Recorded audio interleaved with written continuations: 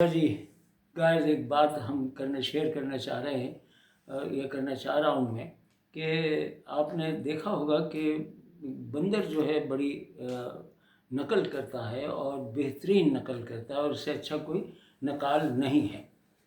تو میں اس غور و فکر میں ہوں کہ اللہ تعالیٰ نے فرقوں کو ہمارے ہاں منع کیا ہے۔ سورہ انعام کی 159 میں۔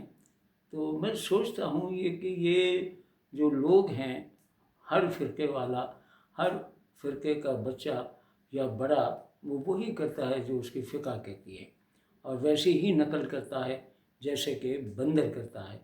اب ناراض نہیں ہونے گا، کیونکہ بندر جو ہے بہترین نقال ہے۔ تو اس سلسلے میں ایک بات کہنا چاہتا ہوں، کیونکہ چار لوگ ہوتے ہیں یا چار گروہ ہوتے ہیں، تو ان میں سے کیٹرائز کیا گیا، اس کو کیا بولتے ہیں، اس کو الگ الگ کیا گیا ہے اس بات میں، اس کہانی میں جو میں اب شیئر کر رہا ہوں آپ کے ساتھ۔ اور وہ یہ ہے کہ ایک بندر والا بندر نچاتا ہے، روزانہ ڈیوٹی کرتا ہے، چلاتا ہے، اور شام کو وہ اپنے گھر جو بھی روزی کماتا ہے وہ تماشا دکھا کے اور وہ لے کے جاتا ہے۔ تو ایک روز کیا ہوا کہ بندر والا جو جا رہا تھا گھر پہ، تو چونکہ گاؤں اس کا تھوڑا دور تھا، گھر گاؤں میں، لیکن گاؤں کے کنارے پر ایک مسجد تھی جہاں پر مغرب کے اذان کا وقت ہو گیا، بلکہ اذان ہو رہی تھی۔ تو اس نے یہ سوچا بندر نے کہ بندر والے نے کہ میں اگر اس بندر کو وہاں چھوڑ کے آتا ہوں گھر پہ، تو 27 درجے یا 28 درجے جو باجماعت نماز کا ثواب ہوتا ہے، اس سے میں محروم ہو جاؤں گا۔ تو لہٰذا اس نے سوچا کہ بندر تو میرا اپنا ہی ہے۔ تو اس نے اس بندر کا جو گلے میں پٹا ڈالا ہوا تھا وہ نکال کے وہ جھولی میں ڈال دیا، اور پھر وہ خود جا کے جو ہے مسجد کے جو وضو خانہ ہے اس کی منڈیر پہ جا کے وضو کرنے لگا۔ تو بس اتنے میں وہ بندر جو تھا وہ بھی گھوم پھر کے اس نے دیکھا کہ میرے جیسا کوئی نہیں ہے، تو پھر وہ آ گیا اور وہی اپنے مالک کے برابر میں بیٹھ گیا دوسری منڈیر پہ، اور وہ وضو کرنے لگا۔ تو جیسے جیسے مالک ہاتھ دھو رہا تھا ویسے ہی وہ بھی ہاتھ دھو رہا تھا، جیسے وہ منہ دھو رہا تھا ویسے ہی اس نے منہ دھویا۔ اپنے مالک کو دیکھ دیکھ کے بندر نے وضو کر لیا۔ اب جب وضو کر لیا تو پھر وہ بندر والے نے سوچا کہ بھئی اس نے تو وضو کر لیا ہے، تو اب اس کو جو ہے میں بیچ لوگوں کے درمیان لے کے کھڑا ہوتا ہوں تو لوگ اعتراض کریں گے۔ لہٰذا اس نے نئی صف بنا لی، اور جلدی جلدی کا ٹائم تھا، لوگوں نے اتنا دھیان بھی نہیں دیا، اور وہ اس نے بندر کو دیوار کی سائڈ کیا اور خود اس کے برابر سے ایک نئی صف بنا لی۔ جب نئی صف بن گئی اور نماز شروع ہو گئی، اور اللہ اکبر کہہ کے سب نے ہاتھ اپنے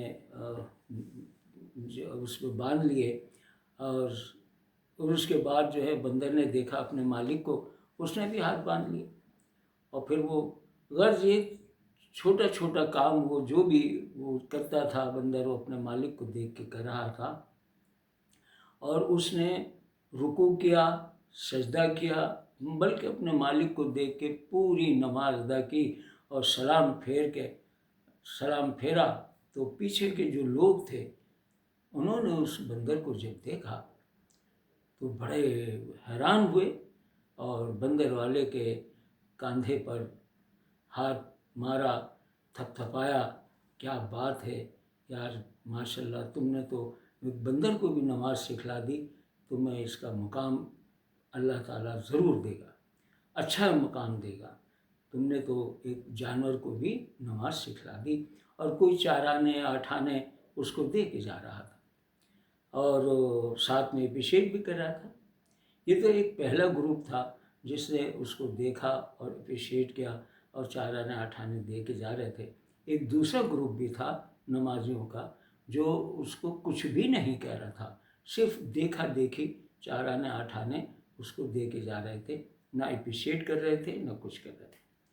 اب ایک تیسرا گروپ جو ہے وہ آیا، और बंदर वाले का पीछे से गिरेबान पकड़ा और कहने लगे, बेवकूफ़ जाहिल, तुझे शर्म नहीं आती? तू बंदर को मस्जिद में लेके आया, तेरी हिम्मत कैसे हुई? और तुझे ज़रा सा भी एहसास नहीं हुआ कि जानवर है और मैं इसको मस्जिद में लेके जाऊंगा। बहुत उसको बुरा भला कहा।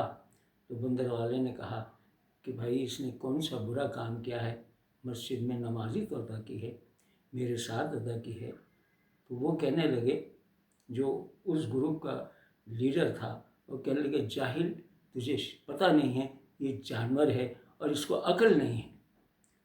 तो बंदर वाले ने कहा कि भाई एक बात बताओ, क्या तुमने अपनी अकल इस्तेमाल की है इस मस्जिद में, इस नमाज में? भाई जैसे मौलवी साहब कर रहे थे वैसे ही तो हमने किया। वो हाथ उठा रहे थे, हम भी हाथ उठा रहे थे। वो रुकू का कह रहे थे, अल्लाह अकबर कह के रुकू में जा रहे थे, हम भी रुकू में जा रहे थे। बस फ़र्क ये है कि ये बंदर जो है ये उनको नहीं देख रहा था, जमात को नहीं देख रहा था, ये सिर्फ मुझको देख देख के और ये अमल कर रहा था। और आप अगर तुमने कोई अकल इस्तेमाल की हो तो मुझे बता दो, क्योंकि मैं भी तुम्हारी तरह नमाज अदा कर रहा था।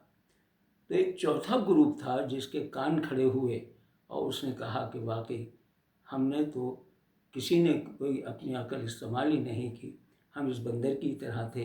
बस फ़र्क ये है कि हम अपने बड़ों को देख के कर रहे थे और ये जो है अपने मालिक को देख के कर रहा था। और हमें तो मालूम भी नहीं कि पेश इमाम साहब ने हमारे लिए क्या कहा है अल्लाह ताला से, क्योंकि ये तो हमारे नुमाइंदे हैं। पेश इमाम तो हमारे नुमाइंदा होता है कि वो अल्लाह के पास हमारी बात पहुंचाता है। हमें तो मालूम नहीं क्या उन्होंने कहा है। अब जो आयतें, जो सूरतें उन्होंने पढ़ी हैं, अब हम घर जाके देखेंगे कि अल्लाह से इन्होंने क्या कहा है। तो इसमें ये एक सबक हमें मिलता है कि सोच समझ के हम अल्लाह रब्बुल आलमीन से बात कहें और वो बात कहें जो हमें ज़रूरत है, और जो वो खालिक हैं तो वह हमारी बात को जानते हैं। लिहाजा मेरी बात आप लोगों तक ऐसे पहुंचानी थी कि हम कहीं ऐसा तो नहीं कि बग़ैर सोचे समझे अल्लाह को नाराज़ तो नहीं कर रहे, बग़ैर सोचे समझे हम पढ़ते हैं, समझते भी नहीं हैं और बोले चले जा रहे हैं। तो लिहाजा आपसे गुजारिश है कि जब भी आप नमाज अदा करें तो सोच समझ कर अदा करें। आप पूरी कायनात के खालिक के मालिक के सामने खड़े होते हैं तो आपको मालूम होना चाहिए कि आप क्या कह रहे हैं।